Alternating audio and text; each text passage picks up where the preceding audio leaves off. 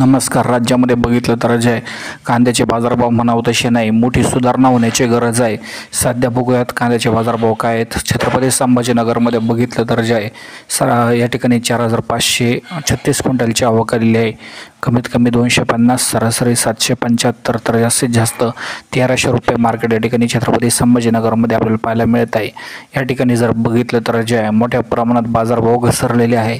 Kilo मागे बघितलं तर 2 रुपयापासून 7 रुपयापर्यंत, तर जास्तीत जास्त 13 रुपये किलोपर्यंत बाजारभाव या ठिकाणी पाहायला मिळत आहे.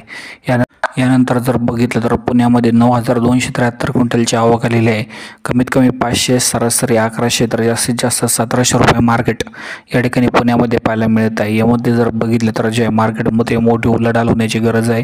बाजारभावात मोठी सुधारणा होण्याची गरज आहे. मोठ्या प्रमाणात बाजारभाव वाढले तर शेतकऱ्यांना आजचे दिन आले असे म्हणता येईल. मात्र सध्या उत्पादन खर्च निघणे या ठिकाणी अशक्य झालेले आहे. धन्यवाद व्हिडिओ बघितल्याबद्दल.